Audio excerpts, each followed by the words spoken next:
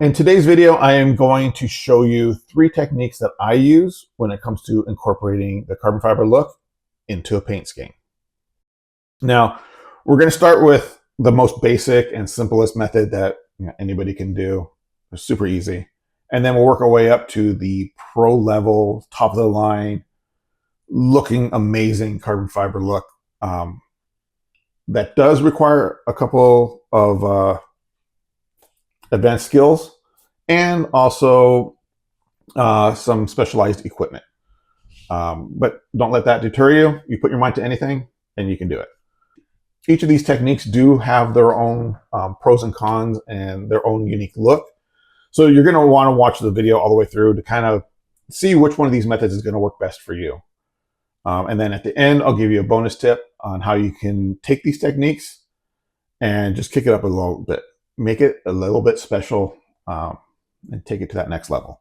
So it's all coming up next in this video. Let's get started.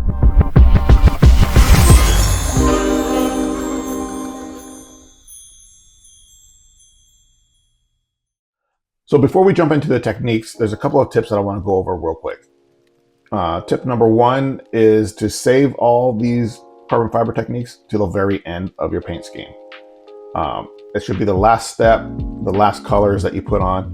The whole rest of the body should already be painted and done, and then just all you have to do is just the carbon fiber look. With the exception of maybe technique number 1, that one could probably be done at any time depending on how you mask your body. But I do highly recommend that all of these techniques be left till the very end. Very important. You'll see why on technique number 2 and technique number 3. Okay, tip number 2 is the paint. I highly recommend sticking with the Tamiya brand paints. For these techniques, I'll be using PS31, which is Tamiya Smoke, PS5, which is Tamiya Black, and PS23, which is Tamiya Gunmetal.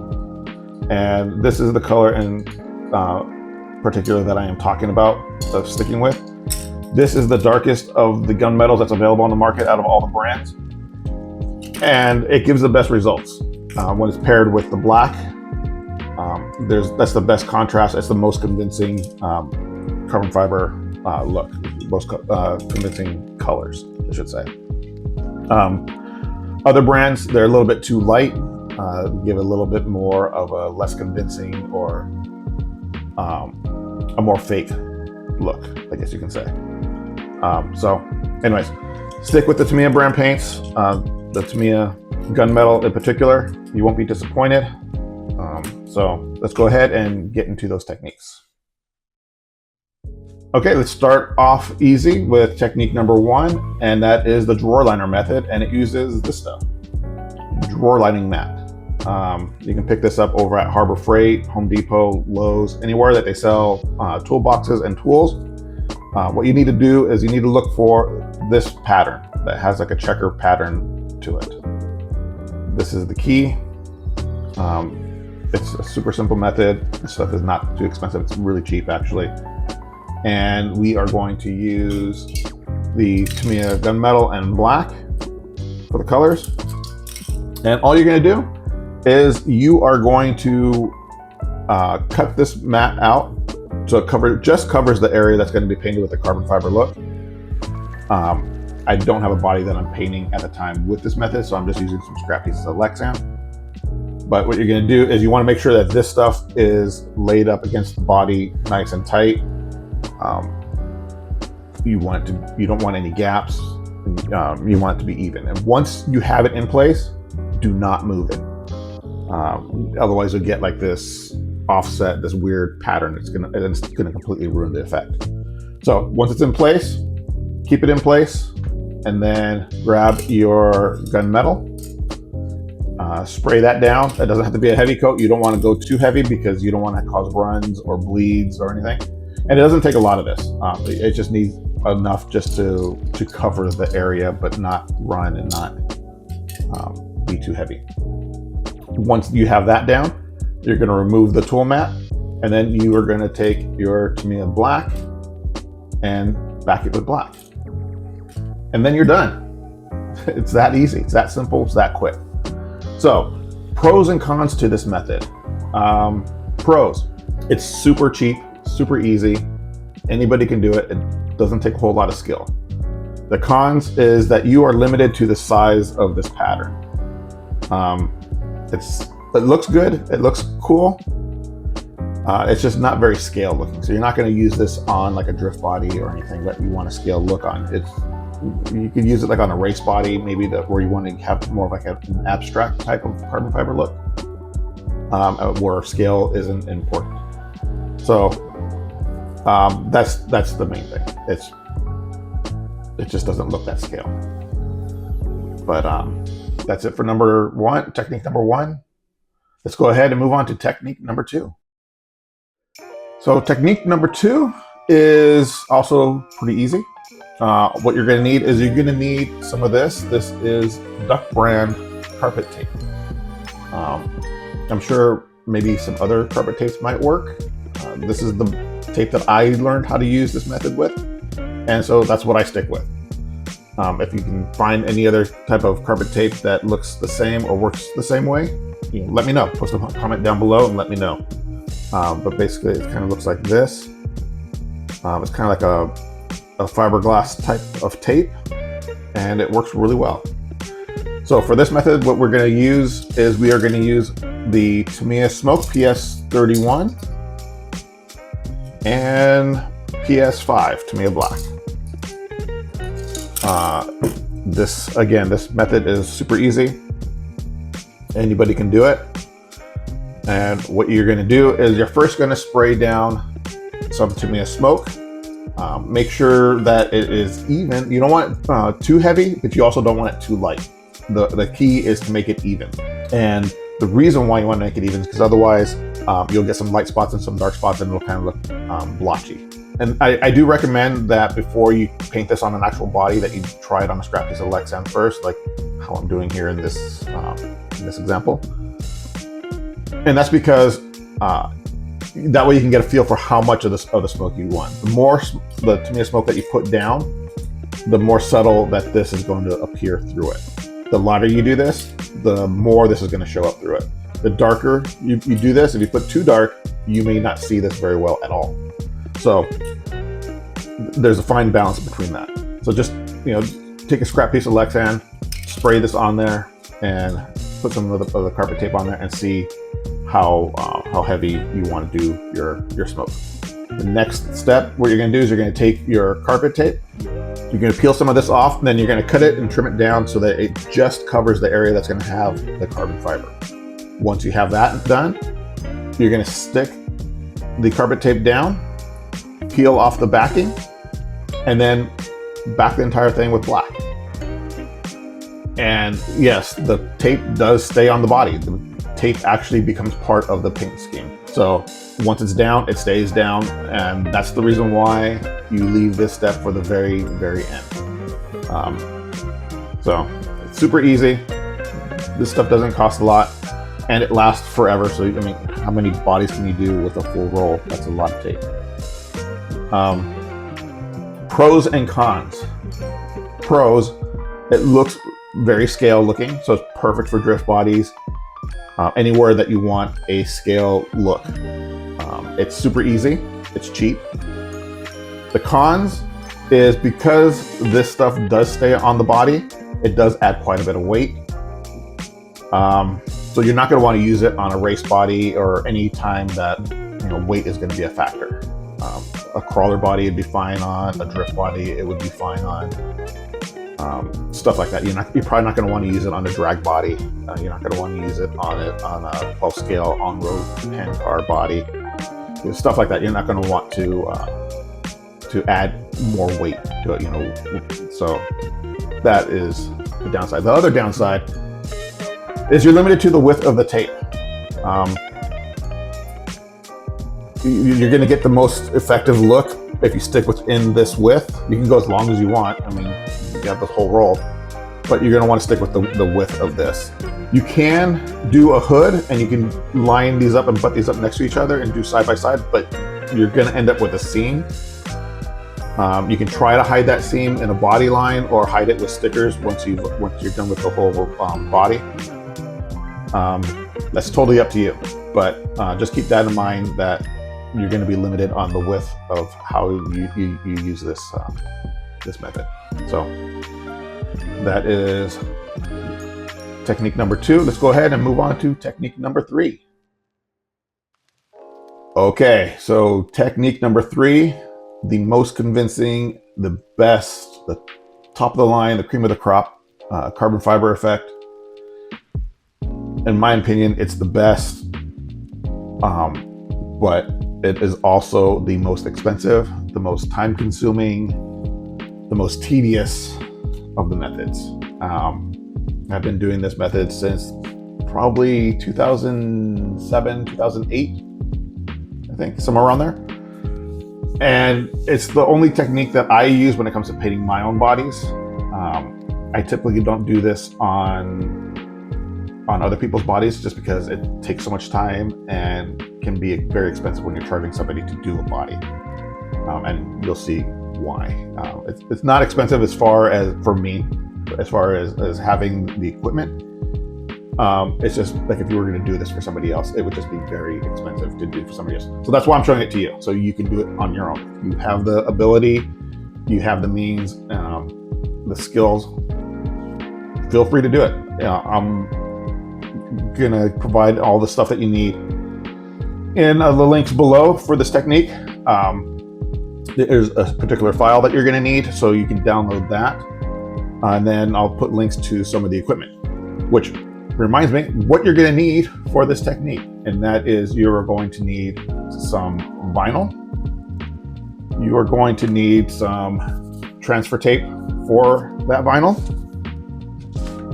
And you're going to need something to cut that vinyl, which is something like this, a vinyl cutter or a Cricut machine, whatever you want to call it. It's like I said, it's going to be worth it in the end. So, oh, and you're also going to need some software in order to edit the file that you download if you want to. I mean, you can. I try to make the file as universal as possible. It's sized perfect for like a 10 scale body, 8 scale bodies, maybe even 5th scale bodies it would be fine on. If you were doing something a little bit smaller, like a 28 scale or 14 scale body, you might want to scale it down.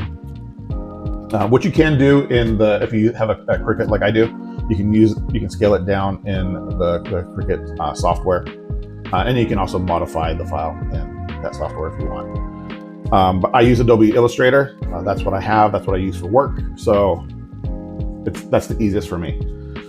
That's what I created the file in. So let's go ahead and get into the actual technique. Okay, so once you've modified the file or sized the file however you want to suit your needs, what you're going to want to do is you want to send it over to your vinyl cutter and cut it out. If you want, you can also take it to a sign shop that does cut vinyl. They may be willing to cut it out for you.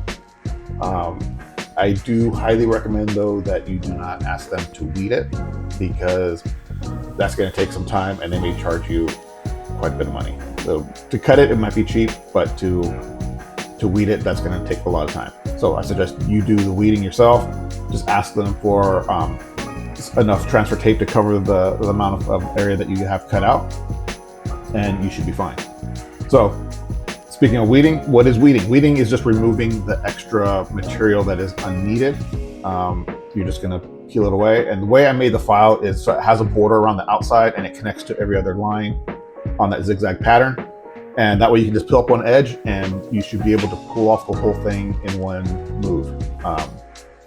Try to make it as easy as possible for you guys. I also made it as easy as possible for me too. I use this file as well. So once you have it all weeded, you're going to go ahead and then you're going to apply your transfer tape onto that. And then you can cut out that mask and then cut out the area to cover the size of on the body that you're going to be using this method on. And then you should be ready. So again, with this method, you're going to want to leave this to the last step so that the only area that needs to be painted is the area that's going to have this carbon fiber technique on it. I do highly recommend that you allow the rest of the paint to dry for at least 24 hours before using this method. And that's just to ensure that when you peel off the mask that's going to overlay on the back of the paint that's already there, you don't want to have it still soft and not completely adhered, and then you end up peeling some of that paint off. So keep that in mind. So you're going to put the mask on the area on the body. Make sure it's in all of the crevices along any of the body lines, any dips, any curves. You want to make sure that it's laid down flat and tight, just like you would with any other type of mask. Just don't push it too tight on the areas where the mask is going to overlap onto the paint. Just keep it, pressed down on the bare Lexan areas. You don't need it to be tight up against where there's already paint. It'll just make it harder to remove later. Once that is done, what you're going to do is you're going to go ahead and take your Tamiya gunmetal and you're going to spray that. Again, doesn't take a whole lot. You don't need to do a heavy coat. You don't need to do a completely solid coat. You just want to make sure that it's even and medium covered, and you should be good.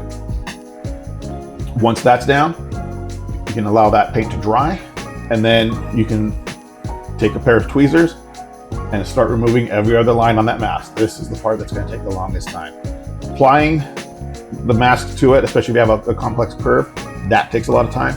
And then removing every other line, that takes time. So as you can see, this is the reason why this method is very tedious and why I charge so much to do it when it comes to painting the body for somebody else.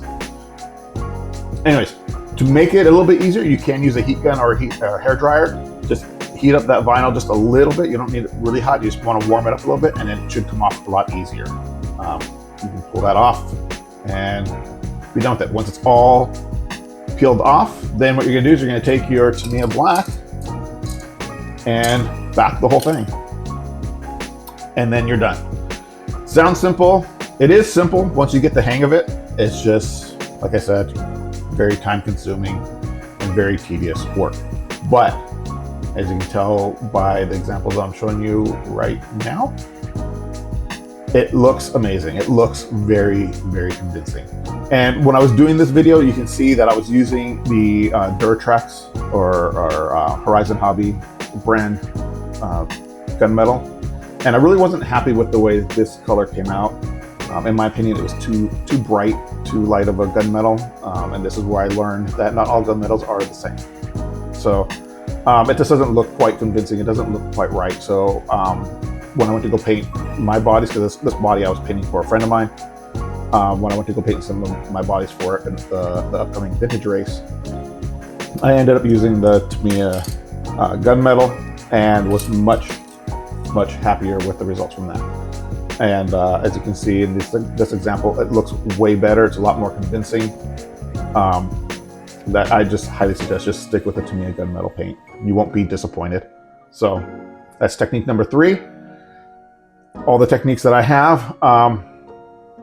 Now it's time for that bonus technique that I was telling you about. All right, so for the bonus tip, yes, carbon fiber does look cool, and all these techniques are great all on their own, but you can kick it up a notch and make them look even better. Well, maybe not better, but different. And that is the use of using colors. Plain carbon fiber, looks great, looks cool. But there might be a method or a time that you want to use have color in it, whether you want to do blue carbon fiber, red carbon fiber, purple, green, any of those. There might be something that you want to do and want to add some color. And if you can get it in a candy color, you can use it for any of these techniques. And it's either going to be an extra step or it's going to be a replacement. For the drawer liner method, it's going to be an additional step, and all you're going to do is you're going to spray the entire area before doing any of the carbon fiber technique. You're going to spray the entire area with the candy color of your choice, and then follow it up by doing the normal method. There's drawer liner, gunmetal, and then backing it with black. For the carpet tape method, you're just going to replace the Tamiya Smoke with whatever candy color that you choose, whether it's purple, red, green, or blue. Then you apply the carpet tape and then you back it with black. For technique number 3, you're going to do the exact same thing that you did for technique number 1, which is to apply the entire area with the candy color. Apply your mask, spray the gunmetal, peel off the mask, and then back it with black. So it's going to be that easy. It adds another level of coolness, and people are going to wonder, where did you get that color carbon fiber look? So experiment, have some fun. You can even use some color changing paints if you wanted to. Spray some of those down first and have fun with it. So it's all about having fun. So that's going to do it for this video. If you liked it, you enjoyed these techniques, let me know. Leave a comment down below, give it a thumbs up, like, subscribe, all the good stuff. Let me know which one of these techniques that you like the best, which one you think that you might use the most, which one's gonna suit you the best. And if you use any of these techniques, post it up on Instagram, tag me on Instagram, and let me know. I'd like to see what you guys use and come up with. So anyways, that's gonna do it for this video. We'll see you next time.